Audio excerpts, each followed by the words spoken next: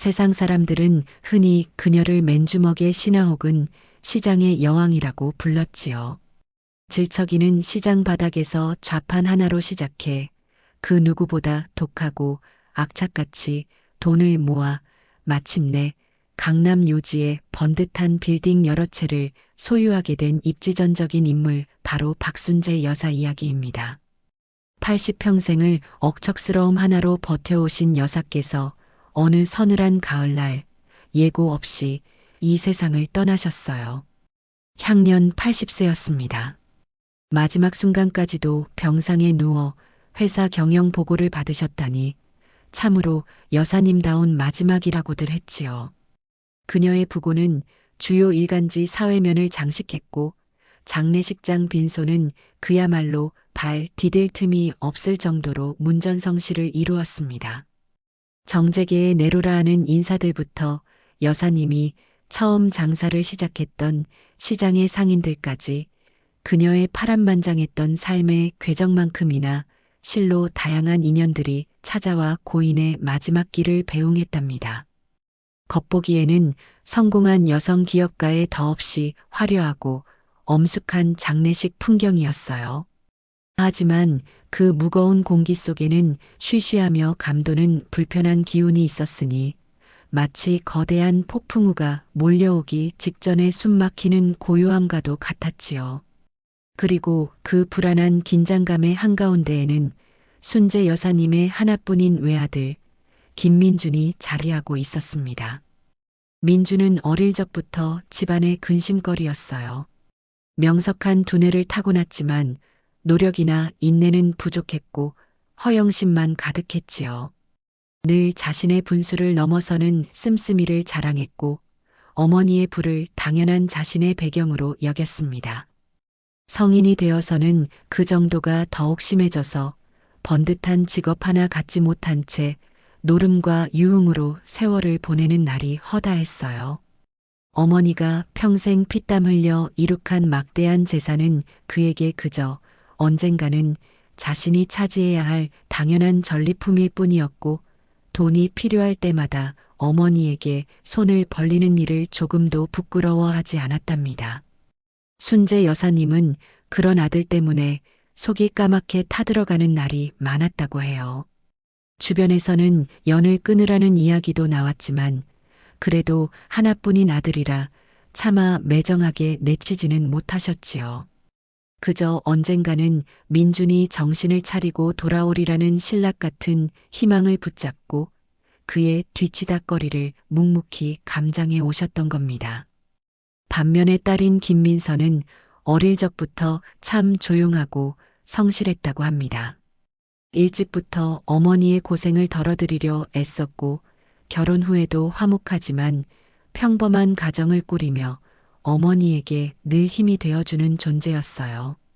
장례 기간 내내 묵묵히 빈소를 지키고 조문객을 맞이하는 민서의 지친 얼굴에는 어머니를 잃은 깊은 슬픔과 함께 동생에 대한 걱정이 어려 있는 듯 보였습니다.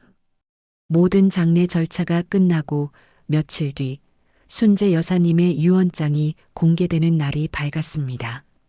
여사님의 직계 가족들과 몇몇 가까운 친척, 그리고 회사 관계자들이 변호사 사무실에 모였어요.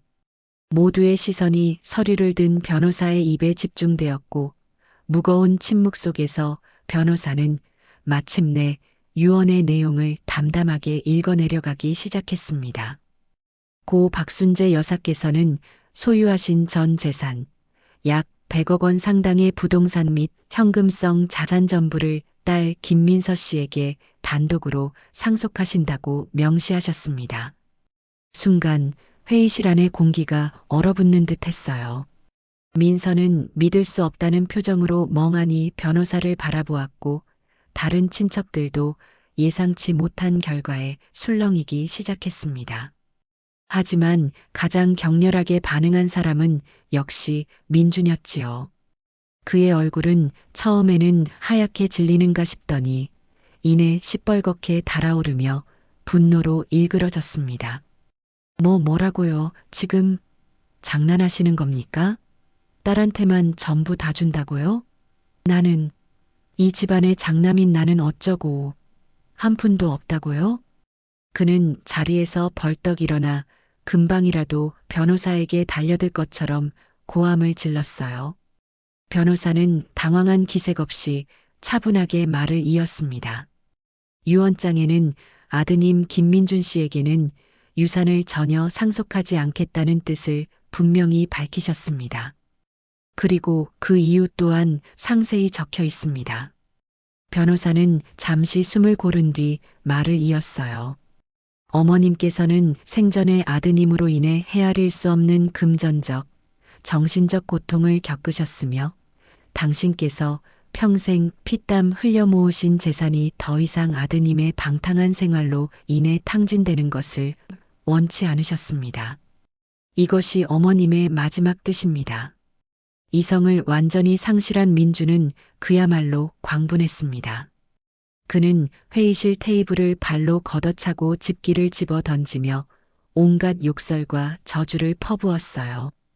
그의 눈은 증오와 배신감으로 이글거렸습니다. 민서가 울먹이며 민준아, 제발 진정해. 하고 말렸지만 그는 오히려 민서에게 달려들 기세였어요. 이게 다 너 때문이야. 너가 엄마 옆에 딱 붙어서 온갖 아양을 떨며 살살 꼬드긴 거지. 이 여우 같은 년. 그는 민서의 뺨을 향해 손을 치켜들었고 주변 사람들이 황급히 달려들어 그를 제지해야만 했습니다. 겨우 몸은 제지당했지만 그의 입에서는 악에 바친 외침이 멈추지 않았어요. 두고 봐. 내 몫을 이렇게 빼앗아가? 절대로 가만히 있지 않을 테다. 반드시 내 것을 되찾고 말겠어. 그의 섬뜩한 외침은 앞으로 닥쳐올 비극의 서막을 알리는 듯 차가운 회의실 안에 불길하게 울려 퍼졌습니다. 어머니의 유언장이 가져온 충격파는 김민준의 삶을 송두리째 뒤흔들어 놓았습니다. 변호사 사무실의 육중한 문을 박차고 나온 순간부터 그의 세상은 오직 배신감과 분노라는 두 가지 색깔로만 채색된 듯 했어요. 마치 상처 입고 궁지에 몰린 짐승처럼 그는 익숙한 밤거리를 목적 없이 헤매고 다녔습니다. 그의 머릿속에서는 어머니의 냉정한 음성과 변호사의 담담했던 표정, 그리고 그 옆에서 마치 모든 것을 예상했다는 듯 조용히 눈물을 훔치던 누나 김민서의 모습이 끊임없어 교차하며 그를 괴롭혔지요. 어떻게 나한테 이럴 수가 있단 말인가. 내가, 이 집안의 장남인 내가 저 계집애보다 못하다는 건가.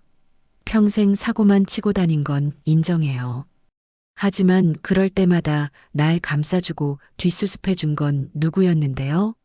그래놓고 이제 와서 죽어서까지 나를 이렇게 철저히 외면하다니. 그의 가슴속은 들끓는 분노와 함께 지독한 서러움으로 넘실거렸습니다. 그는 비틀거리며 허름한 뒷골목의 술집으로 향했어요. 이미 여러 차례 외상값이 밀려 주인의 눈총을 받는 곳이었지만 지금 그의 처지를 받아줄 곳은 그런 데밖에 없었지요.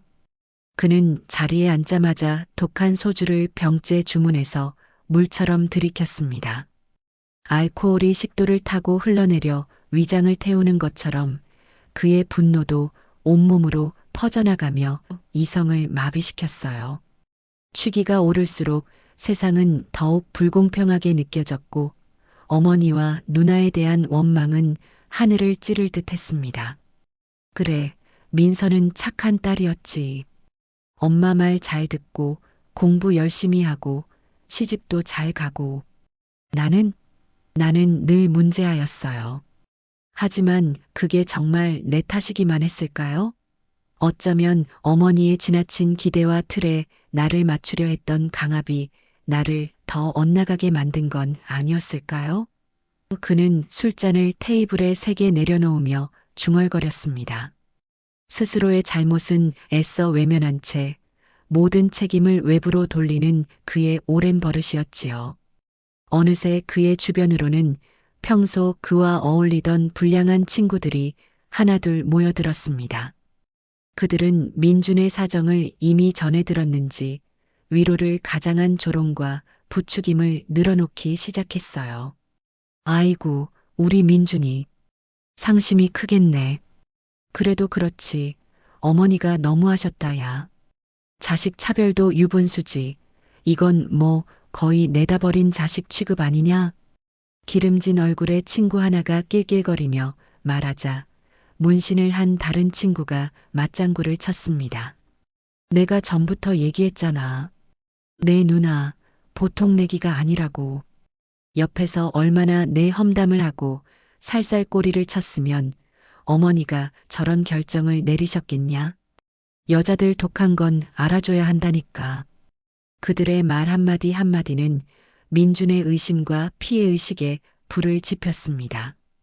그는 친구들의 말이 마치 진실인 것처럼 여기며 더욱 분노에 몸을 떨었지요. 그래서 이대로 그냥 있을 거냐? 내 몸 다 뺏기고 길거리에 나앉게 생겼는데? 야, 김민준, 정신 차려. 너답지 않게 왜 이리 순진해? 누군가가 그의 어깨를 세게 치며 외쳤어요. 나라면 애인 열받아서 말도 안 나온다. 진짜 나라면 무덤이라도 파헤쳐서 화풀이라도 하겠다. 아니면 모감 나가는 거라도 묻어놨는지 확인이라도 해보든가. 그 말은 마치 어둠 속에서 번쩍이는 섬광과도 같았습니다. 처음에는 그저 술김에 나온 혹은 민준의 반응을 떠보려는 극단적인 농담처럼 들렸을지도 몰라요. 하지만 무덤을 파헤친다는 그 끔찍하고 불경스러운 발상은 알코올과 분노, 그리고 뒤틀린 복수심에 절어있던 민준의 마음에 섬뜩한 불씨를 당기고 말았습니다. 그는 잠시 휘청했지만 이내 눈빛이 차갑게 가라앉으며 번뜩였지요. 무덤 그래, 어머니의 무덤. 그는 입술을 깨물었습니다. 나를 이렇게 철저히 짓밟고 가셨겠다? 평생 당신 그늘 아래서 기 한 번 못 펴고 살게 하더니 죽어서까지 나를 빈털터리로 만들어? 당신이 가장 소중히 여기는 건 결국 당신 이름, 당신 명예, 그리고 저승에서의 안식 아니었나요? 그렇다면 나도 당신이 가장 아끼는 것을 망가뜨려 주겠어요. 당신이 나에게 준 이 모멸감과 고통이 어떤 것인지 당신의 그 고고한 무덤을 통해 똑똑히 느끼게 해주겠다고. 그의 마음속에서는 이미 인간이 넘지 말아야 할 마지막 선을 넘어서고 있었습니다. 복수심과 탐욕, 그리고 비뚤어진 인정 욕구가 뒤엉켜 끔찍한 계획으로 구체화되기 시작했지요. 그는 이것이 어머니의 부당하고 잔인한 처사에 대한 아들로서의 당연한, 아니, 정당한 복수라고 스스로를 끊임없이 합리화했습니다. 잠시, 아주 잠깐이었지만 그의 마음속 깊은 곳에서 이래도 되는 걸까? 하는 희미하고 작은 목소리가 들리는 듯 했어요. 하지만 옆에서 떠드는 친구들의 목소리와 술기운, 그리고 무엇보다 스스로를 피해자라고 여기는 강한 자기 연민이 그 작은 양심의 소리를 금세 덮어버리고 말았습니다. 그렇게 며칠이 흘렀습니다. 민주는 그 며칠 동안 거의 제정신이 아니었어요. 밤에는 술에 취해 지냈고 낮에는 멍하니 허공을 바라보며 복수심을 키웠지요. 그는 자신을 부추겼던 친구 2명과 은밀하게 접촉하며 구체적인 계획을 세웠습니다. 그들은 몇 날 며칠을 인적이 드문 술집이나 PC방 구석에서 머리를 맞대고 속닥거렸어요. 인적이 완전히 끊기는 새벽 2시에서 4시 사이를 범행시간으로 정했고 필요한 삽과 곡괭이는 민준이 예전에 일했던 공사 현장 창고에서 몰래 빼돌려 오기로 했지요.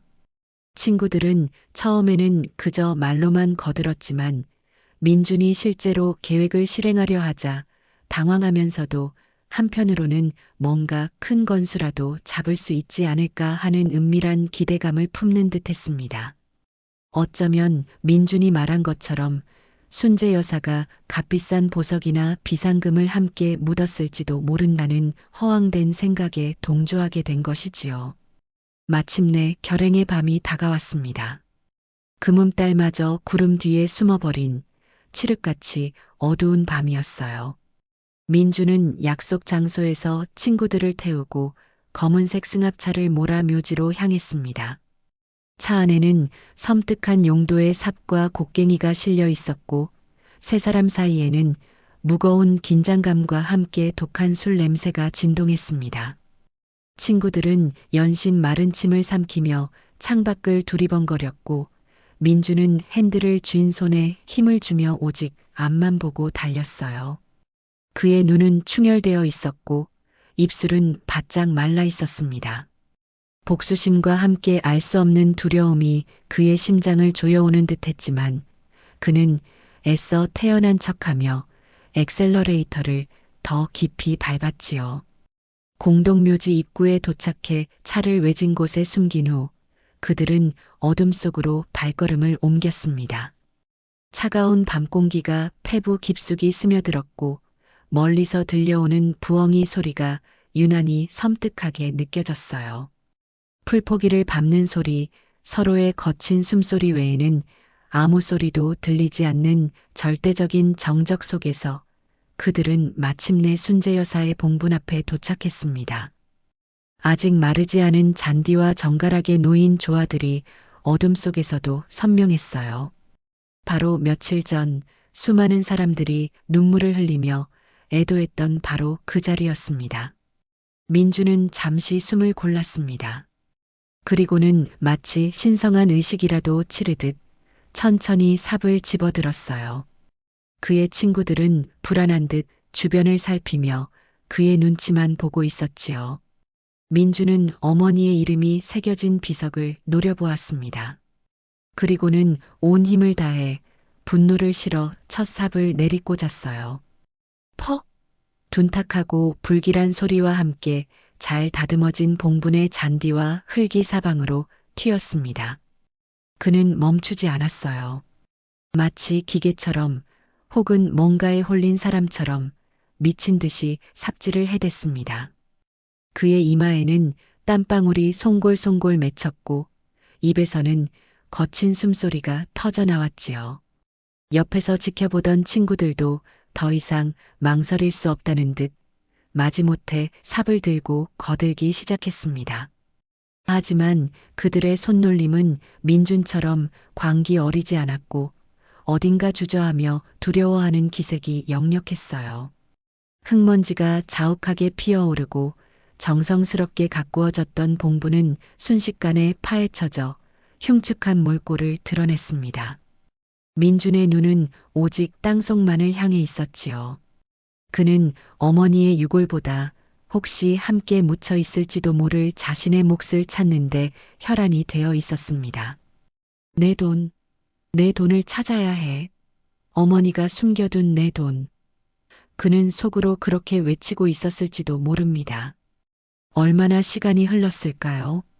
삽 끝에 단단한 것이 걸리는 느낌이 들었습니다. 마침내 모습을 드러낸 것은 차갑고 육중한 나무관이었어요. 민주는 숨을 헐떡이며 관 주변에 흙을 미친 듯이 파냈습니다. 하지만 그가 기대했던 비밀스러운 보석함이나 돈다발 같은 것은 어디에도 보이지 않았어요. 관은 그저 침묵 속에 단단히 닫혀 있을 뿐이었습니다. 극심한 허탈감과 함께 속았다는 생각, 그리고 더욱 참을 수 없는 분노가 그의 온몸을 휘감았습니다. 젠장, 아무것도 없잖아. 결국 나한테는 아무것도 안 남겨준 거야. 이 독한 할망구. 그는 이성의 끈을 완전히 놓아버리고 말았습니다. 손에 들고 있던 곡괭이를 높이 치켜들더니 굳게 닫힌 관 뚜껑을 향해 인정사정 없이 내리찍기 시작했어요. 쿵, 쩍, 쿵. 나무 파편이 튀고 관 표면이 흉하게 부서져 나가는 소리가 밤의 정적을 잔인하게 갈랐습니다. 그것은 인간의 도리를 넘어선 용서받을 수도 없고 용서받아서도 안 되는 폐륜의 극치였지요. 옆에서 이 광경을 지켜보던 친구들은 겁에 질려 얼굴이 하얗게 변했습니다. 그들은 더 이상 민준을 말릴 엄두도 내지 못하고 서로의 눈치만 살폈어요. 동쪽 하늘이 아주 희미하게 밝아오기 시작하자 그제야 민준도 잠시 동작을 멈추고 거친 숨을 몰아쉬었습니다. 그리고는 문득 정신을 차린 듯 겁에 질린 친구들을 재촉하여 서둘러 연장을 챙겨 그 자리를 떠났어요. 마치 끔찍한 악몽에서 도망치듯 그들은 어둠 속으로 황급히 몸을 숨겼습니다. 그들이 남긴 것은 처참하게 파헤쳐지고 능욕당한 무덤, 그리고 차가운 새벽 공기 속에 스며든 지울 수 없는 죄악의 흔적뿐이었어요. 어머니의 마지막 안식처는 그렇게 가장 사랑했던 아들의 손에 의해 속절없이 유린당하고 만 것입니다. 다음 날 아침, 아직 동이 트기 전에 희미한 여명 속에서였습니다. 공동묘지의 새벽 순찰을 돌던 늙은 관리인은 평소와 다름없이 익숙한 길을 걷고 있었지요. 그런데 저명한 기업가였던 박순재 여사의 묘역 근처에 이르렀을 때 그는 자신의 눈을 의심할 수밖에 없었습니다. 밤새 무슨 일이 있었던 걸까요? 정갈하게 단장되어 있어야 할 봉분이 마치 폭격이라도 맞은 듯 처참하게 파헤쳐져 있었고 주변에는 흙더미와 부서진 잔디 조각들이 어지럽게 널려 있었어요. 심지어 봉분 아래 땅속 깊숙이 묻혀 있어야 할 육중한 관의 일부까지 흉측하게 모습을 드러내고 있었습니다. 관 표면에는 날카로운 것에 찍힌 듯한 흠집들도 선명했지요. 아이고, 이게 무슨 일이람. 노 관리인은 너무 놀라 그 자리에 주저앉을 뻔했습니다.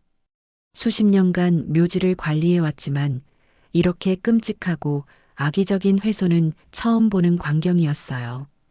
그는 떨리는 손으로 즉시 관리사무소에 연락했고 곧이어 경찰에도 신고가 접수되었습니다. 그리고 관리인은 망설이다가 얼마 전 장례식장에서 보았던 고인의 딸 민서의 연락처를 찾아 전화를 걸었습니다. 갑작스러운 비보를 어떤 말로 시작해야 할지 몰라 한참을 머뭇거렸지요. 한편 민서는 어머니가 돌아가신 후 처음으로 맞는 아침을 무거운 마음으로 시작하고 있었습니다. 밤새 뒤척이며 잠을 설친 탓에 몸은 천근만근이었지만 오늘은 어머니께 드릴 새하얀 국화꽃을 사서 묘지에 다녀올 생각이었어요. 어제 저녁 남편에게 미리 이야기를 해두었기에 그는 아침 일찍부터 아내와 동행할 준비를 하고 있었습니다. 바로 그때 전화벨이 요란하게 울렸습니다. 발신자는 낯선 번호였지만 왠지 모를 불길한 예감에 민서는 떨리는 손으로 전화를 받았지요. 수화기 너머로 들려오는 묘지 관리인의 다급하고 당황한 목소리. 그 내용은 민서의 온몸을 그대로 얼어붙게 만들었습니다. 묘지가 파헤쳐졌다고요? 어머니 묘소가요? 그게 무슨 말씀이세요? 민서는 전화기를 든 채 그 자리에 못 박힌 듯 서 있었습니다. 남편이 놀라 다가와 무슨 일이냐고 물었지만 그녀는 대답할 정신조차 없었어요. 잠시 후 그녀는 비명을 지르듯 남편에게 외쳤습니다. 가야 해요. 지금 당장 가야 해요. 어머니 묘소에 누가 몹쓸 짓을 했대요. 민서와 그녀의 남편이 황급히 묘지에 도착했을 때는 이미 경찰들이 현장을 통제하고 조사를 시작한 후였습니다. 폴리스 라인이 처진 너머로 보이는 광경은 전화로 들었던 것보다 훨씬 더 참혹했어요. 어머니의 마지막 안식처라고는 믿을 수 없을 정도로 처참하게 훼손된 무덤 앞에서 민서는 결국 다리에 힘이 풀려 그 자리에 주저앉고 말았습니다. 어머니. 그녀는 땅을 치며 목 놓아 울부짖었어요. 평생을 고생만 하시다가 이제 겨우 편안히 잠드신 어머니께 어찌 이런 끔찍한 일이 벌어질 수 있단 말인가요? 그 슬픔과 분노는 이루 말로 표현할 수 없을 정도였지요. 그녀의 머릿속은 혼란스러웠지만 동시에 한 가지 분명한 의심이 뇌리를 떠나지 않았습니다. 누가 이런 천인공노할 짓을? 하지만 그 질문에 대한 답은 너무나 명확해서 더욱 고통스러웠어요. 유산 상속 문제로 이성을 잃고 날뛰었던 동생, 민준의 얼굴이 떠올랐습니다. 설마 아무리 그래도 민준이 친어머니 무덤에 이런 짓을 했을 리가 없어 민서는 애써 고개를 저었지만 마음 한구석에서는 이미 확신이 자리 잡고 있었습니다.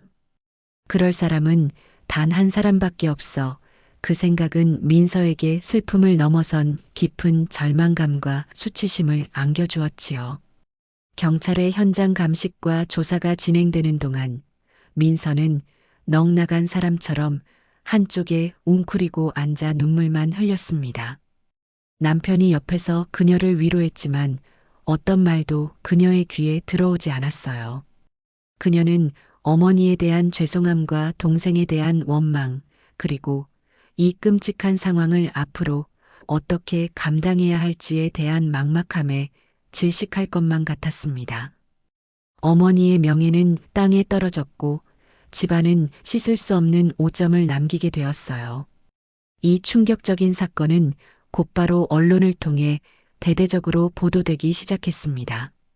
백만장자 노모유산 상속 불만, 아들이 어머니 묘 파헤쳐와 같은 자극적인 제목의 기사들이 인터넷과 신문 지면을 도배했어요.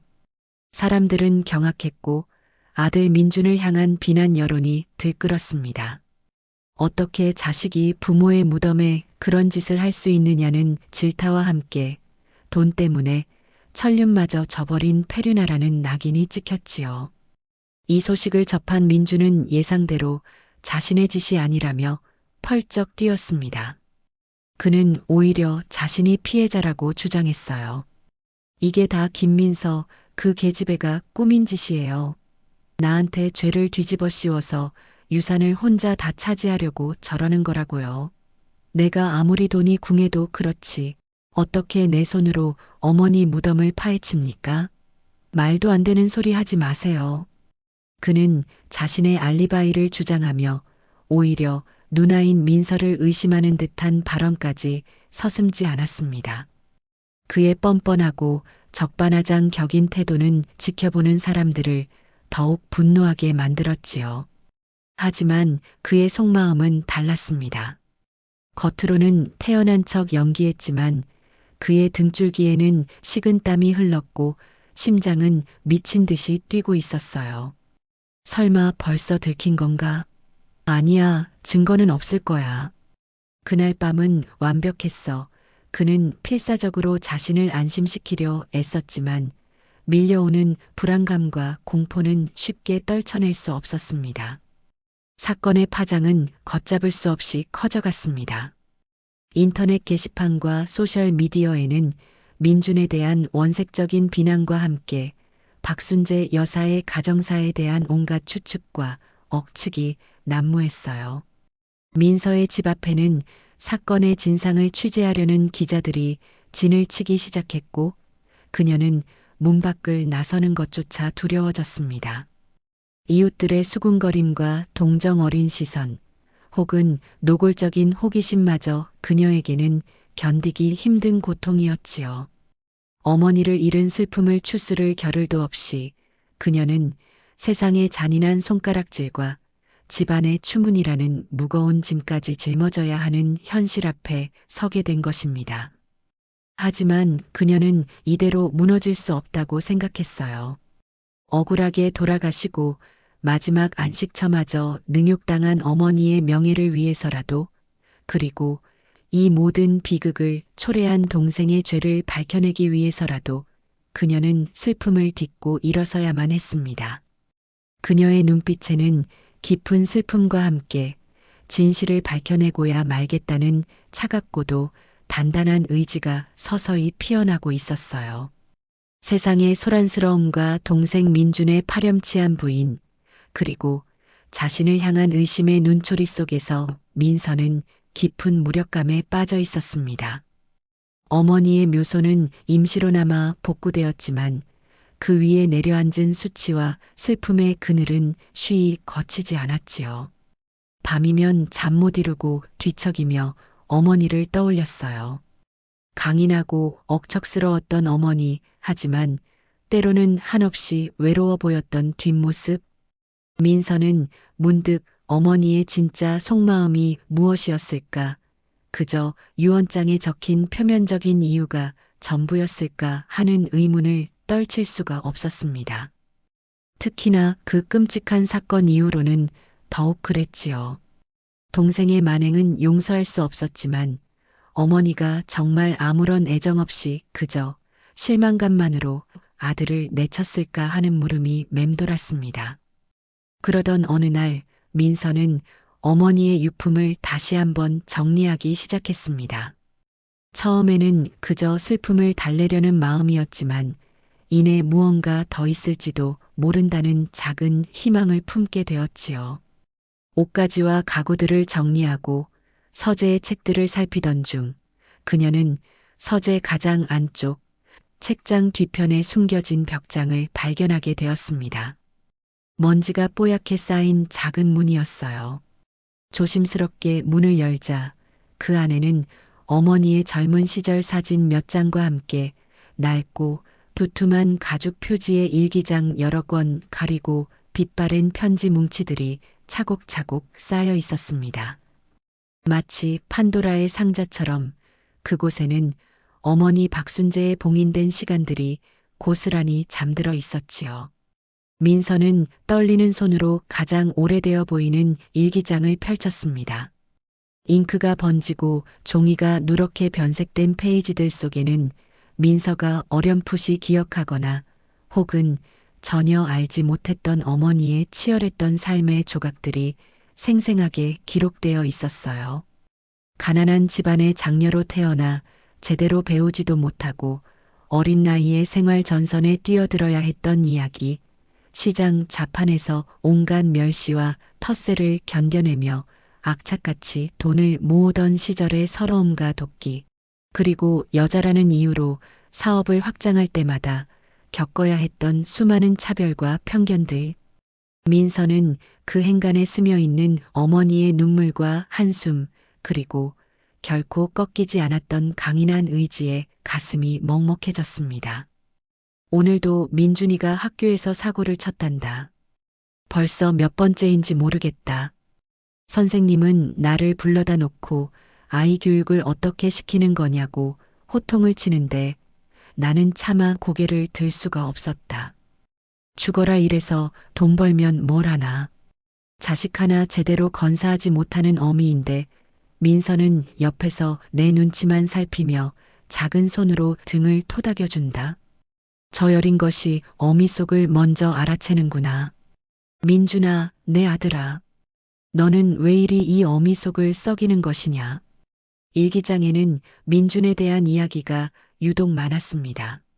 민준이 어릴 적 크게 알았을 때 밤새워 간호하며 신께 빌었던 절절한 모정, 아들이 처음으로 엄마라고 불렀을 때 세상을 다 얻은 듯 기뻐했던 순간들. 하지만 민준이 커가면서 점점 엇나가기 시작하자 어머니의 기록은 불안감과 실망감, 그리고 깊은 고뇌로 채워져 갔습니다. 특히 민서조차 까맣게 모르고 있었던 충격적인 사실도 있었지요. 민준이 20살 무렵 사업을 한답시고 사기를 당해 진 빚이 있었는데 순재 여사가 회사가 휘청거릴 정도의 거액을 밤새 몰래 마련하여 그 빚을 대신 갚아주었던 것입니다. 그녀는 이 사실을 민준에게조차 알리지 않았어요. 그저 다시는 이런 일에 휘말리지 말라는 매서운 꾸짖음으로 아들의 자존심을 지켜주려 했던 것이지요. 하지만 민준은 어머니의 그런 깊은 속내를 알 리 없었고 그저 운이 좋았다고 혹은 어머니가 당연히 해줘야 할 일을 해준 것이라고 생각했을지도 모릅니다. 민준이 녀석 또 노름에 손을 댔다는구나. 이번에는 액수가 더 커졌다고 한다. 이제는 정말 나도 모르겠다. 밑 빠진 독에 물 붓기도 아니고 내가 평생 피땀 흘려 모은 재산이 저 녀석 손에 들어가면 결국 한 줌의 재로 사라지고 말겠지. 민서에게 다 주어야겠다. 저 아이라면 내 재산을 헛되이 쓰지 않을 것이다. 아니, 어쩌면 내 재산을 통해 더 좋은 세상을 만드는데 조금이나마 기여할지도 모른다. 민준아, 부디 어미를 원망하지 마라. 이것이 너를 위한 내 마지막 사랑 방식이란다. 너가 진심으로 뉘우치고 새 사람이 되려 할 때 내 누이가 너의 버팀목이 되어줄 것이라 믿는다. 일기장의 후반부로 갈수록 유언에 대한 어머니의 고민과 결심이 뚜렷하게 드러났습니다. 그것은 결코 아들에 대한 증오나 딸에 대한 편애가 아니었어요. 오히려 아들이 더 이상 돈 때문에 망가지지 않기를 바라는 처절한 모정이자 딸의 책임감과 선량함을 믿고 자신의 유산을 더 가치 있는 곳에 쓰이게 하려는 깊은 신뢰의 표현이었습니다. 그리고 마지막 페이지에는 민서에게 남기는 당부가 짧게 적혀 있었지요. 내 동생을 완전히 외면하지는 말아다오. 그 아이 안에도 분명 선한 구석이 있을 터이니 언젠가 그 빛을 찾을 수 있도록 너가 도와주렴. 어머니의 숨겨진 시간들과 고뇌, 그리고 자식들을 향한 애증이 뒤섞인 복잡한 감정들을 마주한 민서는 뜨거운 눈물을 하염없이 흘렸습니다. 자신이 알던 어머니는 빙산의 일각에 불과했다는 것을 깨달았지요. 어머니는 마지막 순간까지 아들을 포기한 것이 아니었어요.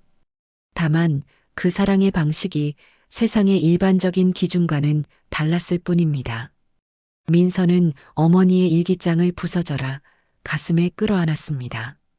그리고 다짐했어요. 이 일기장에 담긴 어머니의 진심을 세상의 오해와 동생의 패륜 속에서도 반드시 지켜내겠다고. 어머니의 진짜 유산을 온전히 이해하고 실현하는 것이야말로 자신이 해야 할 일이라고 말입니다. 다음 날 민서는 조금 더 차분해진 마음으로 어머니의 오랜 친구이자 사업 동반자였던 분을 찾아갔습니다. 평소 어머니가 친정 언니처럼 의지했던 분이었지요.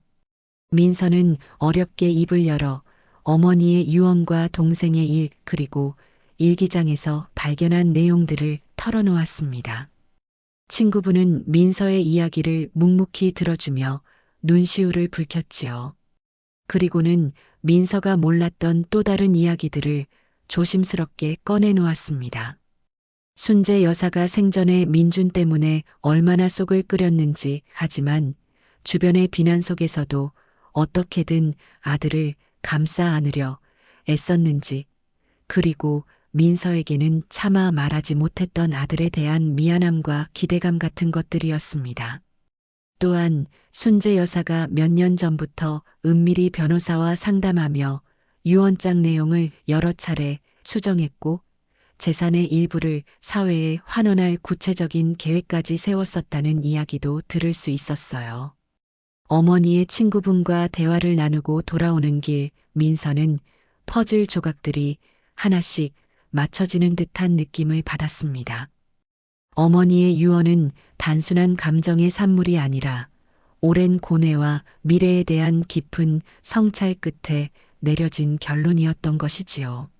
아직 모든 진실이 밝혀진 것은 아니었지만 민서는 이제 조금 더 단단한 마음으로 현실을 마주할 용기를 얻었습니다. 그녀는 어머니의 뜻을 제대로 이해하고 실현하기 위해 그리고 동생의 죄는 묻되 그 안에 담긴 어머니의 마지막 사랑까지 외면하지 않기 위해 자신이 무엇을 해야 할지 조금씩 깨달아가고 있었어요. 이제 그녀의 슬픔은 더 이상 무력함이 아니라 진실을 향한 강한 동력이 되어주고 있었습니다. 민서가 어머니의 숨겨진 시간들을 따라가며 조금씩 진실에 다가서고 있을 무렵 경찰의 수사 역시 새로운 국면을 맞이하고 있었습니다. 처음에는 결정적인 증거 부족과 민준의 완강한 부인으로 인해 다소 지지부진했던 것이 사실이지요. 묘지 주변의 CCTV 영상은 화질이 너무 좋지 않아 인물 식별이 어려웠고 범행에 사용된 것으로 추정되는 도구들도 발견되지 않아 수사는 난항을 겪는 듯 보였습니다.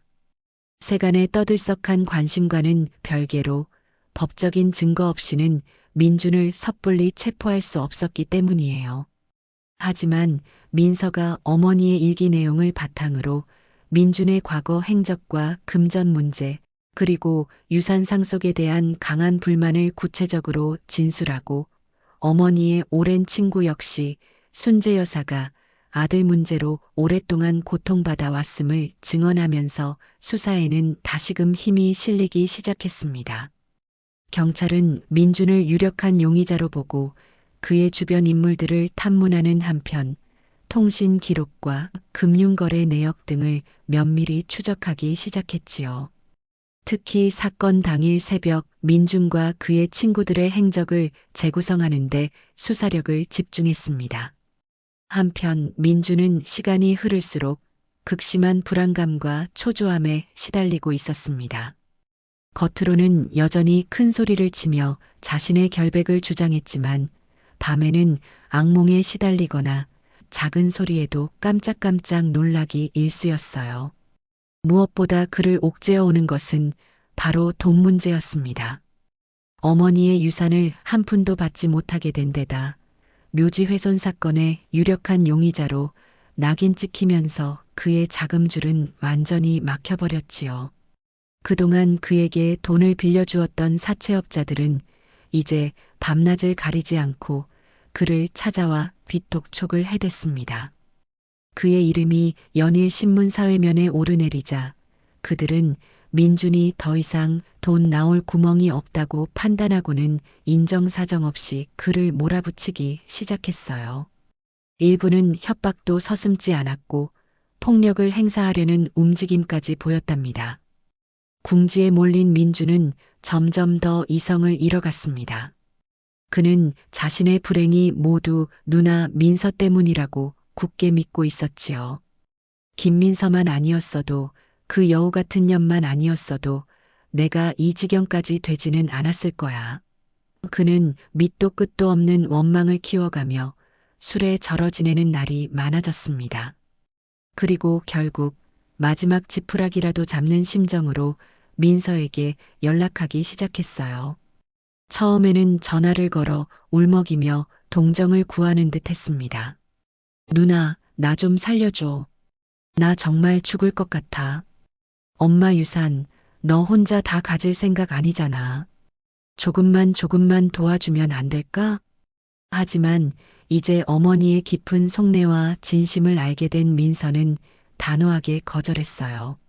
민준아, 미안하지만 그럴 수 없어. 어머니 유산은 너가 함부로 쓸 돈이 아니야. 그리고 지금 너가 해야 할 일은 나에게 돈을 구걸하는 게 아니라 경찰 조사에 성실히 임하고 자신의 잘못을 인정하는 거야. 민서의 냉정한 대답에 민주는 금세 본색을 드러냈습니다. 그는 전화기 너머로 온갖 욕설과 협박을 퍼부었어요. 이 배신자 같은 년, 너 혼자 잘 먹고 잘 살겠다는 거지? 내가 이대로 순순히 물러날 줄 알아? 너도 한번 당해봐야 해. 내가 어떻게든 내 앞길 막아버릴 테니까. 그는 심지어 밤늦게 술에 취해 민서의 집을 찾아가 문을 두드리며 난동을 부리기도 했습니다. 민서와 그녀의 가족들은 공포에 떨어야 했고 결국 경찰의 접근 금지 신청까지 고려해야 할 상황에 이르렀지요. 민준의 이런 비이성적인 행동은 오히려 그가 범인이라는 심증을 더욱 굳히는 결과를 낳았습니다. 그러던 중 경찰 수사의 결정적인 돌파구가 마련되었습니다. 바로 범행에 가담했던 민준의 친구 중 한 명이 결국 입을 연 것이지요. 그는 평소에도 겁이 많고 우유부단한 성격이었는데 경찰의 끈질긴 추궁과 압박, 그리고 민준이 자신들에게 모든 죄를 뒤집어 씌울지도 모른다는 불안감에 시달리다가 결국 모든 것을 자백하고 말았습니다. 그는 그날 밤 민준의 강압적인 요구와 회유에 못 이겨 범행에 가담하게 되었으며 민준이 주도적으로 묘지를 파헤치고 관을 훼손했다고 진술했어요.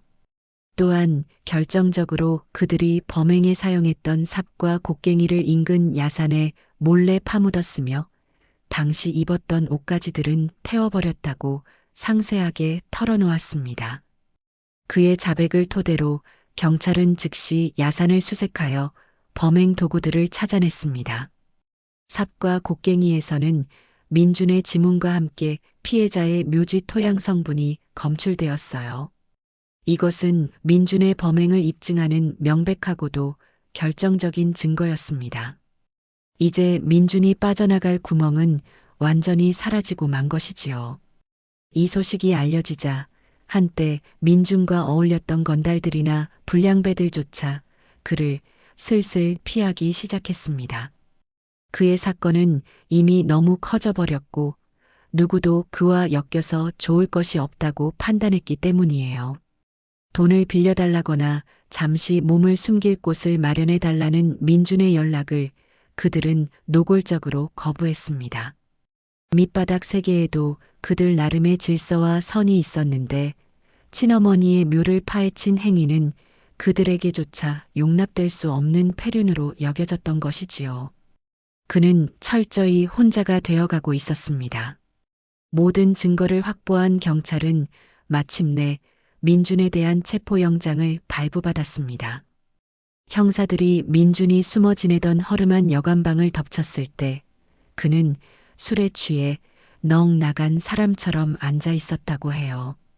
그는 순순히 체포에 응하는 듯 했지만 형사들의 손에 수갑이 채워지는 순간 갑자기 발악하며 격렬하게 저항하기 시작했습니다. 이거나 내가 뭘 잘못했는데 이건 함정이야. 김민서 그년이 나를 모함하는 거라고. 그의 마지막 발악은 처절했지만 이미 기울어진 상황을 되돌릴 수는 없었습니다. 그는 결국 존속유해 발굴 및 사체 손괴 등의 혐의로 경찰에 연행되었어요. 여관방 창밖으로 그가 경찰차에 태워져 사라지는 모습을 민서는 차마 직접 보지는 못했습니다. 다만 남편을 통해 그 소식을 전해 들었을 뿐이지요. 그녀는 동생이 체포되었다는 사실에 안도하면서도 동시에 가슴 한구석이 무너져 내리는 듯한 슬픔과 착잡함을 느껴야 했습니다. 이것이 과연 어머니가 원했던 결말이었을까요? 동생의 죄는 명백했지만 그 죄의 뿌리가 어디서부터 시작되었는지 생각하면 마냥 그를 미워할 수만은 없었습니다. 그녀는 이제 법의 심판대에 서게 될 동생과 그리고 앞으로 자신이 감당해야 할 시간들을 생각하며 조용히 눈을 감았습니다. 폭풍우는 이제 막 시작되고 있었어요. 동생 민준이 차가운 유치장 창살 너머로 사라진 후 민서에게는 복잡한 감정의 폭풍우가 몰아쳤습니다. 한편으로는 끔찍했던 악몽이 끝나고 진실이 밝혀지기 시작했다는 안도감이 들었지만 다른 한편으로는 결국 파국으로 치달은 가족의 비극 앞에 가슴이 미어졌지요. 어머니의 뜻을 따라야 한다는 책임감과 동생에 대한 연민 사이에서 그녀는 깊은 혼란을 느꼈습니다. 과연 어머니는 이 모든 것을 예상하셨을까요? 그저 아들을 외면하신 것이 아니라면 그 냉정한 유언 뒤에는 또 어떤 속내가 숨겨져 있었던 걸까요? 민서는 며칠 전 어머니의 숨겨진 벽장에서 발견했던 일기장과 편지 뭉치들을 다시 떠올렸습니다. 그리고 그 안에서 보았던 은행 개인 금고 열쇠로 보이는 작은 열쇠의 존재를 기억해냈지요. 어쩌면 그곳에 어머니가 차마 일기장에도 다 적지 못했던 마지막 진심이 담겨 있을지도 모른다는 생각이 들었습니다. 동생이 체포된 이상, 이제는 더 이상 망설일 이유가 없었어요. 그녀는 변호사와 상의하여 어머니의 개인 금고를 열어보기로 결심했습니다. 그것이 어머니를 온전히 이해하고 앞으로 자신이 나아가야 할 길을 찾는데 필요한 마지막 조각일지도 모른다고 생각했기 때문이지요. 며칠 후 필요한 서류 절차를 마치고 변호사와 함께 은행을 찾은 민서는 떨리는 마음으로 개인 금고실로 안내되었습니다. 묵직한 철문이 열리고 관리 직원이 꺼내준 작은 금고 상자. 민서는 마른 침을 삼키며 열쇠를 꽂아 돌렸습니다.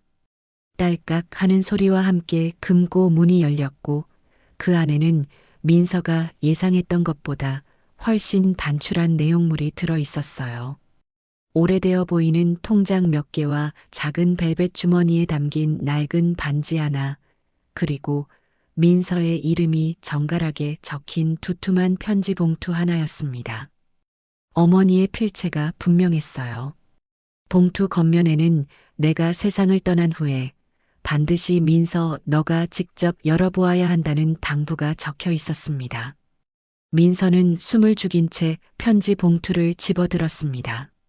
손끝으로 느껴지는 종이의 질감과 무게가 마치 어머니의 마지막 체온처럼 느껴져 코끝이 찡해졌지요.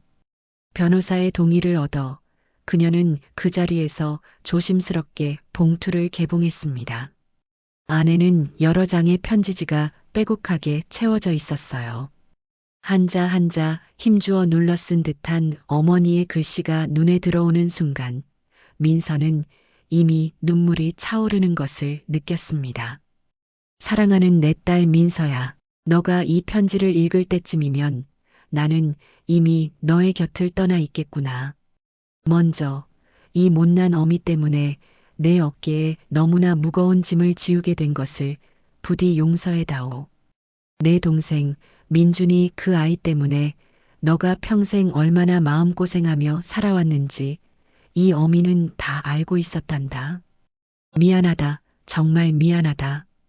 편지는 민서에 대한 미안함과 사랑으로 시작되었습니다.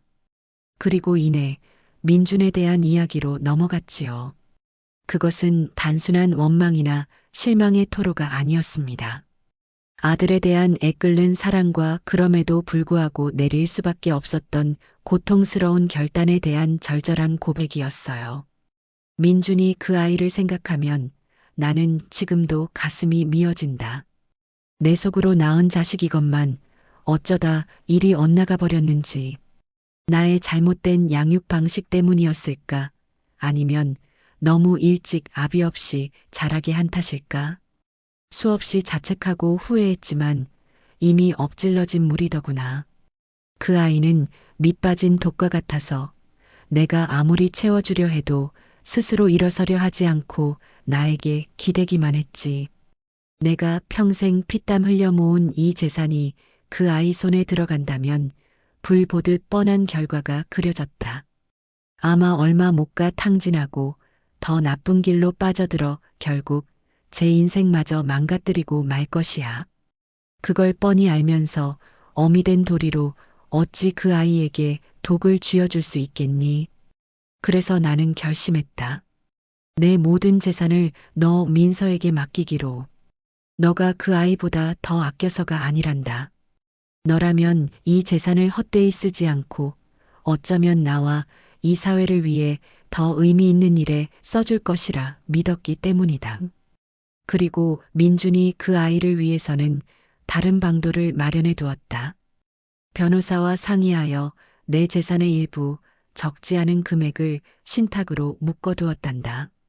내가 죽은 후 5년 동안 민준이가 노름과 채무에서 완전히 벗어나고 번듯한 직업을 가지고 성실하게 살아가며 전문가의 상담 치료를 꾸준히 받는다는 조건을 모두 충족시킨다면 그때 그 아이에게 신탁 기금이 지급되도록 말이다.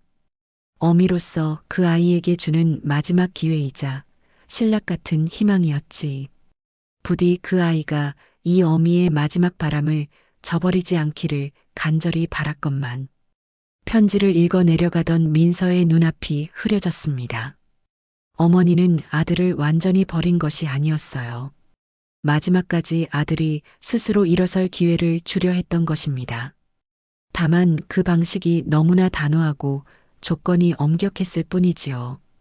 하지만 민주는 그 기회마저 자신의 손으로 걷어차 버리고 만 것입니다. 어머니의 묘를 파헤치는 폐륜을 저지름으로써 그는 스스로 그 마지막 기회를 박탈하고 어머니의 우려가 현실이었음을 증명해 보인 셈이었어요. 민서야, 만약 아주 만약에라도 민준이가 진심으로 뉘우치고 새 사람이 되려는 모습을 보인다면 그때는 너가 그 아이의 손을 잡아주렴. 이 어미의 마지막 부탁이다. 신탁 기금은 이미 무효가 되었겠지만 사람이 살다 보면 돈보다 더 중요한 것이 있는 법이란다. 너가 받은 유산의 일부를 떼어 그 아이의 재활을 돕는데 써주길 바란다. 하지만 명심하거라. 반드시 그 아이가 스스로 변화하려는 의지를 보였을 때라야 한다. 이미 빠진 독에 계속 물을 부어서는 안 된다는 것을 너는 이미 잘 알고 있겠지. 편지의 마지막에는 민서에 대한 당부와 함께 어머니가 평생 가슴에 품어왔던 작은 소망들이 적혀 있었습니다. 평생 돈 버는 데만 급급해 주변을 돌아보지 못했던 것에 대한 후회. 그래서 자신의 재산이 단순히 자식에게 상속되는 것을 넘어 소외된 이웃이나 어려운 환경의 청소년들을 돕는 데 쓰이기를 바라는 마음 등이 담겨 있었지요. 편지를 다 읽은 민서는 한동안 고개를 들지 못했습니다. 온몸에 힘이 빠져나가는 듯했고 뜨거운 눈물이 뺨을 타고 하염없이 흘러내렸어요. 어머니는 마지막 순간까지 혼자서 이 모든 고뇌와 슬픔을 짊어지고 계셨던 것입니다. 아들에 대한 처절한 사랑과 냉정한 현실 인식 사이에서 얼마나 많은 밤을 눈물로 지새우셨을까요? 민서는 가슴이 미어지는 듯한 슬픔과 함께 어머니가 남긴 뜻을 온전히 짊어져야 한다는 무겁고도 신성한 책임감을 느꼈습니다. 이것은 더 이상 단순한 유산 상속이 아니었어요. 어머니의 삶과 철학 그리고 마지막 염원이 담긴 무거운 유지를 이어받는 일이었습니다. 은행을 나와 변호사 사무실로 향한 민서는 변호사로부터 어머니가 남긴 신탁 계약서와 관련 서류들을 직접 확인했습니다. 편지의 내용이 모두 사실이었지요. 변호사는 민서에게 순재 여사께서 이 결정을 내리고 서류에 서명하시기까지 얼마나 힘들어 하셨는지, 그리고 민준에 대한 마지막 희망을 놓지 않으려 애쓰셨는지에 대해 조심스럽게 이야기해 주었습니다. 모든 진실을 알게 된 민서의 마음은 그 어느 때보다 무거웠습니다. 하지만 동시에 한없이 투명하고 단단해지는 것을 느꼈지요. 이제 그녀는 무엇을 해야 할지 분명히 알았습니다. 어머니의 뜻을 받들어 유산을 올바르게 관리하고 사회에 환원하는 일, 그리고 언젠가 동생 민준이 진심으로 뉘우치고 돌아왔을 때 그를 외면하지 않고 마지막 버팀목이 되어주는 일. 그것이 바로 어머니가 그녀에게 남긴 진정한 유산의 의미였던 것입니다. 한편 유치장에 갇힌 민주는 여전히 자신의 죄를 인정하지 않은 채 세상과 누나를 향한 원망만을 키워가고 있었지요. 어머니가 자신에게 마지막 기회를 주었다는 사실은 꿈에도 알지 못한 채 말입니다. 이토록 엇갈린 남매의 운명은 이제 법정이라는 또 다른 무대 위에서 그 비극적인 막을 올릴 준비를 하고 있었습니다. 동생 민준의 구속 이후 세상은 잠시 그의 폐륜적인 범죄에 대한 충격과 분노로 들끓다가 또 다른 자극적인 사건들 속으로 관심을 옮겨가는 듯 했습니다. 하지만 민서에게는 이제부터가 진짜 시작이었지요. 어머니의 마지막 편지를 통해 모든 진실을 알게 된 그녀는 밤낮으로 깊은 고뇌에 빠졌습니다. 차갑고 딱딱한 법의 심판과는 별개로 이 잔인한 진실을 동생에게 알려야 하는가? 그것이 과연 누구를 위한 일인가? 알려준다면 동생은 과연 받아들일 수 있을까? 아니면 더 깊은 나락으로 떨어지게 만들 뿐일까? 민서는 며칠 밤낮을 하얗게 지새우며 고민했습니다.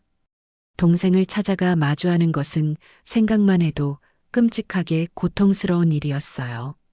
하지만 어머니의 마지막 편지에 담긴 그 절절한 마음, 아들을 향한 마지막 희망과 사랑의 증거를 외면할 수는 없었습니다.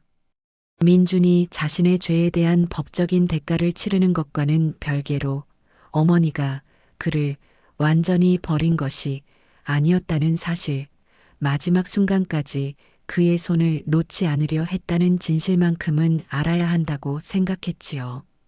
그것이 동생에게는 또 다른 형태의 형벌이 될지라도 혹은 아주 작은 참회의 씨앗이 될지라도 민서는 자신이 그 역할을 해야 한다고 결론 내렸습니다. 어쩌면 이것이 어머니가 자신에게 남긴 또 하나의 무거운 숙제인지도 몰랐어요. 재판 날짜가 잡히기 전 민서는 변호사를 통해 민준의 면회를 신청했습니다. 교도소의 차갑고 정적인 공기가 그녀의 온몸을 감쌌어요. 좁고 답답한 면회실, 두 사람 사이를 가로막은 두꺼운 유리벽은 마치 그들의 관계처럼 느껴져 민서의 마음을 더욱 무겁게 짓눌렀습니다. 잠시 후 수척해진 모습의 민준이 교도관에게 이끌려 유리벽 너머에 앉았지요. 그는 민서의 얼굴을 보자마자 경멸과 원망이 뒤섞인 표정을 노골적으로 드러냈습니다. 여긴 뭐하러 왔어? 내 꼴 보고 비웃으러? 아니면 이제 와서 선심 쓰는 척이라도 하려고? 민준의 목소리에는 날카로운 가시가 돋쳐 있었어요. 민서는 애써 차분함을 유지하며 입을 열었습니다. 그녀의 목소리는 조금 떨리고 있었지만 눈빛만은 그 어느 때보다 단호했지요. 민준아, 내가 오늘 온 건 너가 반드시 알아야 할 사실이 있어서야. 비웃거나 동정하러 온 게 아니야. 알아야 할 사실? 뭘? 너가 엄마 재산 다 가로채고 나를 감옥에 쳐넣었다는 거? 그거 말고 또 뭐가 있는데? 민주는 비아냥거리듯 말했습니다. 민서는 잠시 숨을 골랐습니다. 그리고 준비해온 서류 봉투에서 어머니의 마지막 편지 사본 일부와 변호사가 요약해준 신탁 계약 관련 내용을 꺼내 들었지요. 어머니께서 너를 완전히 버리신 게 아니었어.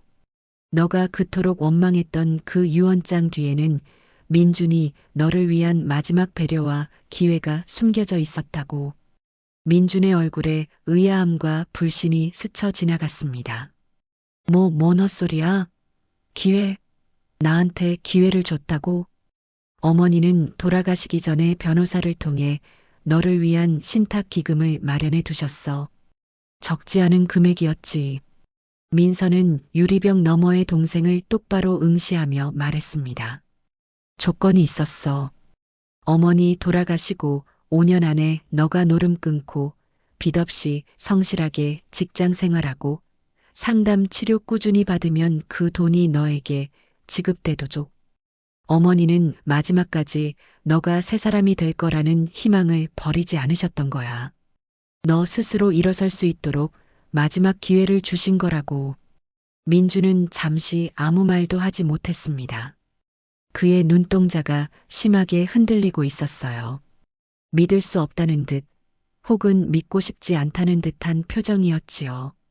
그는 마른 입술을 달싹이며 중얼거렸습니다. 거짓말 너가 또 나를 괴롭히려고 지어낸 얘기지. 엄마가 나한테 그럴 리가 없어. 거짓말 아니야. 민서는 단호하게 말하며 준비한 서류들을 유리벽에 비춰 보였습니다. 여기 어머니 편지 사본이랑 변호사 확인서도 있어. 이건 명백한 사실이야. 어머니는 너를 미워하신 게 아니라 돈이 너를 더 망가뜨릴까봐 두려워하셨던 거야. 그래서 이런 방법을 생각하신 거고, 너 스스로 변화하기를 마지막까지 간절히 바라셨던 거라고. 그 순간 민준의 얼굴에서 모든 표정이 사라지는가 싶더니 이내 격렬한 감정의 파도가 그의 얼굴을 휩쓸고 지나갔습니다. 그의 얼굴은 하얗게 질렸다가 시뻘겋게 달아오르기를 반복했고 그는 알아들을 수 없는 말들을 마구 중얼거리기 시작했어요. 아니야, 아니야. 그럼 내가 무슨 짓을 한 거야? 아니야. 이게 다 너 때문이야. 너가 진작 말해줬더라면, 너가 나한테 조금이라도 잘해줬더라면 내가 이런 짓까지는 안 했을 거 아니야. 그는 결국 책임을 외부로 돌리며 울부짖기 시작했습니다. 자신의 어리석음과 탐욕이 어머니의 마지막 희망마저 짓밟아 버렸다는 잔인한 진실 앞에서 그는 그것을 온전히 감당할 힘이 없었던 것이지요. 그는 분노와 후회, 자기 연민이 뒤섞인 눈물을 쏟아내며 유리벽을 주먹으로 내리쳤습니다. 쿵, 쿵. 하지만 두꺼운 유리벽은 그의 분노를 차갑게 막아낼 뿐이었어요. 그의 절규는 공허하게 면회실을 울렸습니다. 민서는 차마 그 모습을 끝까지 지켜볼 수가 없었습니다. 동생의 추악한 민낯과 처절한 자기 파괴를 목격하는 것은 그녀에게도 끔찍한 고통이었으니까요. 하지만 그녀는 눈물을 보이지 않았습니다. 이제 와서 동정은 아무런 의미가 없다는 것을 알았기 때문이지요. 그녀는 자리에서 조용히 일어섰습니다. 그리고 유리병 너머에서 짐승처럼 울부짖는 동생을 향해 마지막 말을 남겼어요. 너가 저지른 죄는 이제 법의 심판을 받게 될 거야. 하지만 언젠가 아주 먼 훗날이라도 너가 진심으로 자신의 잘못을 깨닫고 어머니께 용서를 빌게 되는 날이 오기를 나는 바랄 뿐이야. 그것이 어머니께서도 진정으로 바라시는 일일 테니까. 민서는 뒤돌아보지 않고 면회실을 나왔습니다. 교도소의 무거운 철문을 나서자 바깥의 햇살이 유난히 눈부시게 느껴졌어요. 마음은 천근만근 무거웠지만 해야 할 일을 했다는 생각에 아주 조금은 후련한 기분도 들었습니다. 그녀는 이제 곧 시작될 재판을 준비해야 했지요. 동생의 죄를 법정에서 증언해야 하는 또 다른 고통스러운 과정이 남아 있었지만 그녀는 더 이상 흔들리지 않을 자신이 있었습니다. 어머니의 진심을 알게 된 이상 그녀는 더욱 강해져야만 했으니까요. 그것이 어머니가 자신에게 남긴 유산을 지키고 그 뜻을 이어가는 길임을 그녀는 분명히 깨달았습니다. 시간이 흘러 마침내 김민준에 대한 재판이 열리는 날이 밝았습니다. 세간의 이목이 집중된 사건이었기에 법정에는 이른 아침부터 기자들과 방청객들로 가득 들어찼지요. 민서는 남편의 손을 꼭 잡고 떨리는 마음으로 피고인석에 앉아 있는 동생의 뒷모습을 바라보았습니다. 예전에 오만하고 거침없던 모습은 온데간데 없이 초췌하고 불안한 기색이 역력한 동생의 모습에 민서는 또다시 가슴 한구석이 아려오는 것을 느꼈어요. 하지만 이제 와서 동정심 때문에 진실을 외면할 수는 없었습니다. 재판은 검찰 측의 공소사실 낭독으로 시작되었습니다. 검사는 민준이 어머니의 유산 상속에 불만을 품고 친구들과 공모하여 계획적으로 어머니의 묘소를 파헤치고 관을 훼손하는 등 인륜을 저버린 반사회적이고 폐륜적인 범죄를 저질렀다고 주장하며 그에게 법정 최고형을 구형해야 한다고 목소리를 높였습니다. 이어지는 증거 제출 과정에서는 범행에 가담했던 친구들의 자백 진술, 범행 도구에서 발견된 민준의 지문 감식 결과, 그리고 사건 당일 새벽 민준의 행적을 뒷받침하는 통신 기록 등이 차례로 제시되었지요. 민준의 변호인은 어떻게든 형량을 줄여보려 애썼지만 명백한 증거들 앞에서 그의 변론은 힘을 잃어가는 듯 보였습니다. 변호인은 민준이 어머니의 죽음과 유산 상속 문제로 극심한 정신적 충격을 받아 우발적으로 범행을 저질렀으며 평소 심신이 미약한 상태였다는 점 등을 들어 선처를 호소하려 했어요.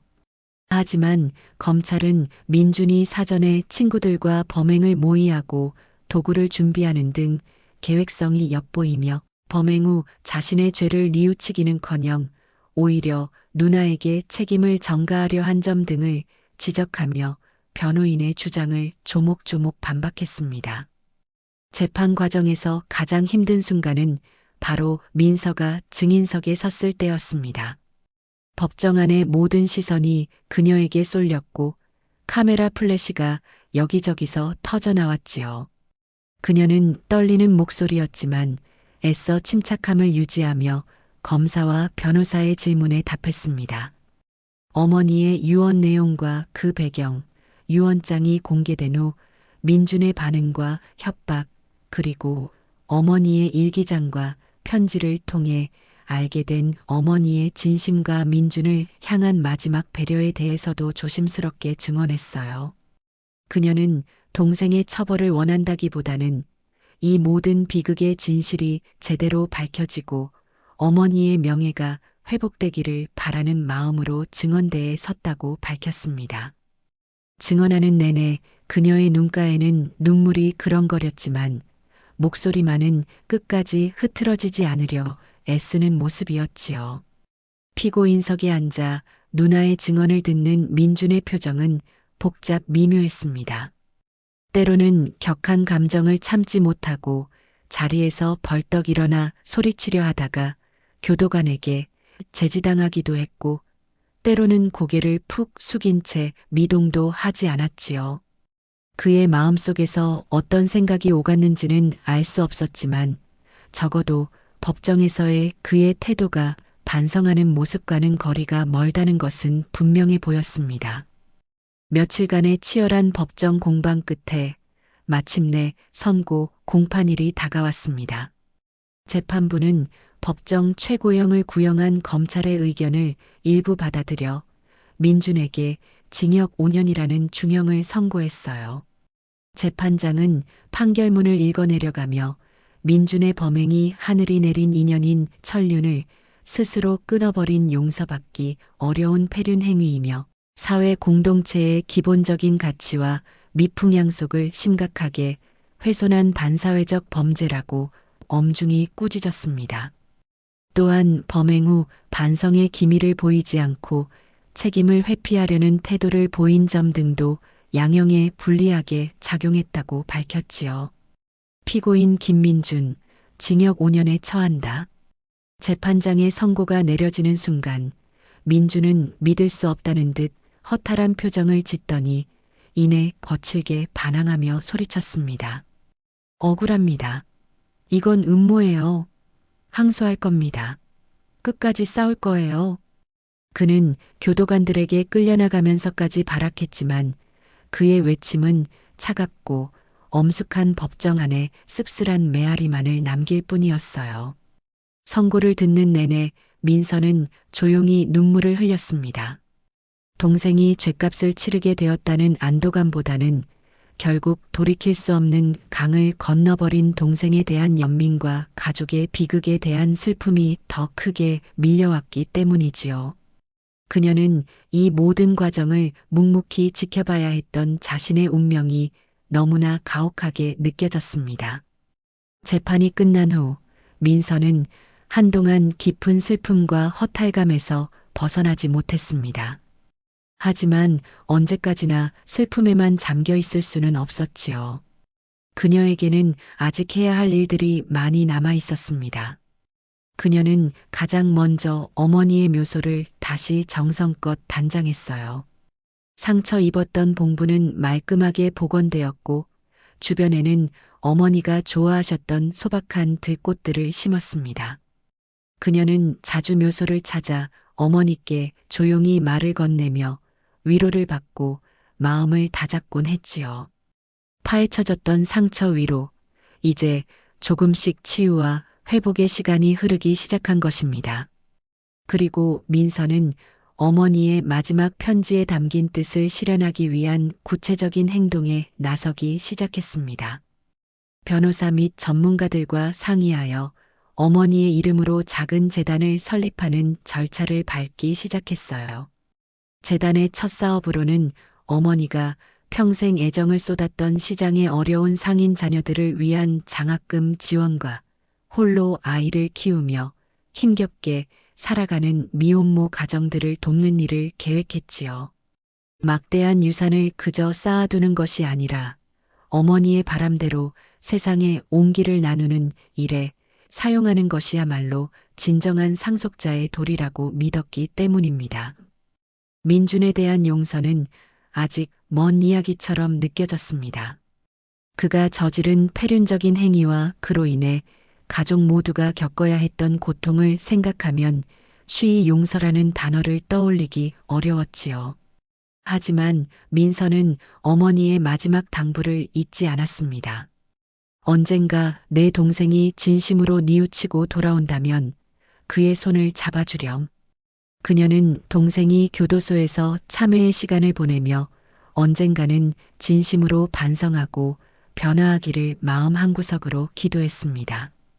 비록 지금은 불가능해 보일지라도 어머니의 마지막 희망처럼 아주 먼 훗날에는 어쩌면 가능할지도 모른다고 그렇게 믿고 싶었지요. 그녀는 이제 슬픔을 넘어 어머니가 남긴 사랑과 책임감이라는 유산을 안고 자신의 삶을 꿋꿋하게 살아갈 준비를 하고 있었습니다.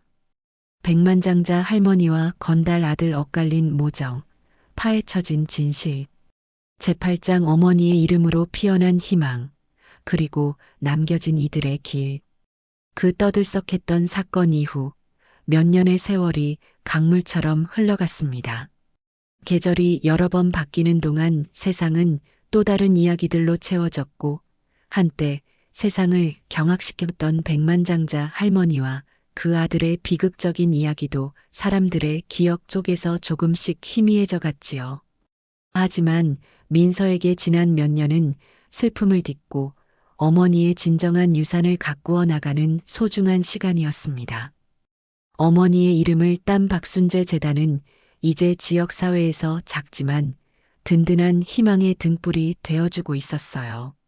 처음에는 시장 상인 자녀들을 위한 장학사업과 미혼모 가정을 돕는 일로 시작했지만 점차 지원 범위를 넓혀 소외된 노인들을 위한 복지사업이나 어려운 환경의 청소년들을 위한 문화, 예술 교육 지원 등 어머니가 생전에 관심을 가졌거나 혹은 미처 돌아보지 못했던 분야까지 세심하게 살피려 노력했습니다. 민서는 재단 운영에 직접 참여하며 발로 뛰었지요. 그녀는 더 이상 온실 속의 화초처럼 연약한 모습이 아니었습니다. 어머니에게 물려받은 강단과 특유의 따뜻한 공감 능력으로 재단을 안정적으로 이끌었고 사람들은 그녀를 박순재 여사의 뜻을 이어가는 진정한 상속자이자 신뢰받는 사회사업가로 인정하기 시작했어요. 그녀는 어머니로부터 물려받은 것이 단순히 막대한 재산이 아니라 나눔과 책임감이라는 더 큰 가치임을 삶으로 증명해 보이고 있었습니다. 민서의 개인적인 삶에도 평화가 찾아왔습니다. 늘 곁을 든든하게 지켜주는 남편과 어느덧 훌쩍 자란 아이들은 그녀에게 가장 큰 힘이자 위안이었지요. 아이들은 할머니의 비극적인 마지막에 대해서는 잘 알지 못했지만 민서는 아이들에게 할머니가 얼마나 강인하고 지혜로운 분이셨는지 그리고 어려운 사람들을 돕고자 하는 따뜻한 마음을 가지셨는지에 대해 종종 이야기해주곤 했습니다. 어머니의 긍정적인 모습과 가치를 아이들에게 전해주고 싶었기 때문이에요. 한편 5년이라는 형기를 거의 채워가고 있는 동생 민준에게도 아주 조금씩이나마 변화의 조짐이 보이기 시작했습니다. 민서는 가끔 교도소로 동생의 면회를 갔어요. 처음 몇 년간 민준은 여전히 세상과 가족에 대한 원망과 불평을 늘어놓으며 민서의 마음을 아프게 했지요.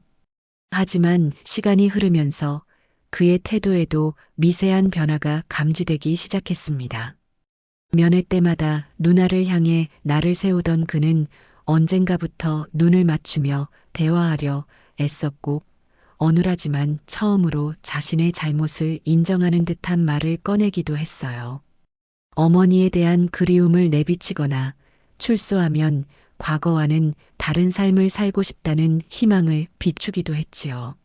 물론 그 변화가 얼마나 진실된 것인지 또 얼마나 지속될 수 있을지는 아무도 알 수 없었습니다.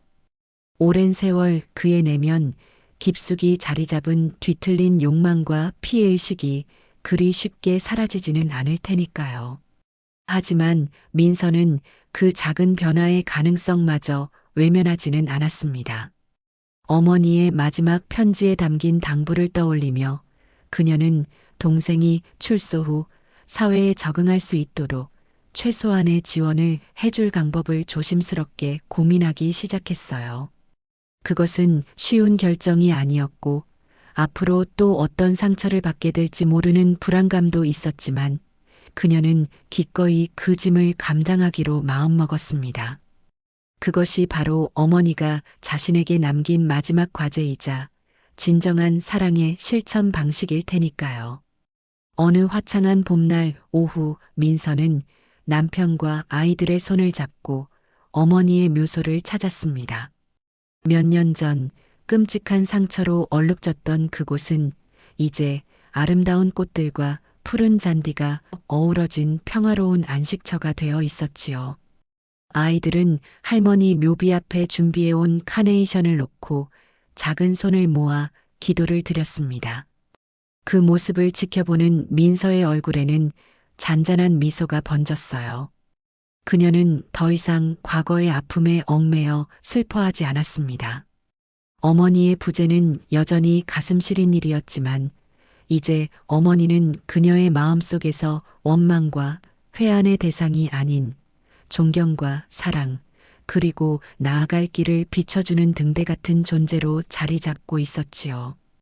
어머니가 남긴 막대한 유산은 올바른 방향을 찾았고 그 그늘 아래서 새로운 희망들이 자라나고 있었습니다. 민서는 조용히 어머니의 묘비를 쓰다듬었습니다. 그리고 마음속으로 속삭였지요. 어머니, 이제 걱정 마세요. 제가 어머니의 뜻을 잘 이어갈게요. 그리고 민준이 그 아이도 제가 잘 보살펴 볼게요. 하늘에서 저희를 지켜봐 주세요. 따스한 봄 햇살 아래 민서와 그녀의 가족들은 잠시 그곳에 머물며 평화로운 시간을 보냈습니다. 한때는 증오와 탐욕 그리고 비극적인 사건으로 얼룩졌던 이 이야기는 시간의 흐름 속에서 상처를 치유하고 서로를 이해하려는 노력 그리고 무엇보다 어머니의 깊고 복잡했던 사랑의 힘으로 마침내 잔잔한 희망의 노래를 써내려가고 있었습니다. 파헤쳐졌던 무덤 위에는 이제 슬픔 대신 화해와 성장의 꽃들이 피어나고 있었고 그 향기는 바람을 타고 세상으로 퍼져나가며 또 다른 희망의 씨앗을 뿌릴 준비를 하고 있었지요. 어머니 박순재의 이름은 그녀가 남긴 유산과 그 유산을 통해 피어난 사랑과 나눔의 이야기 속에서 영원히 기억될 것입니다.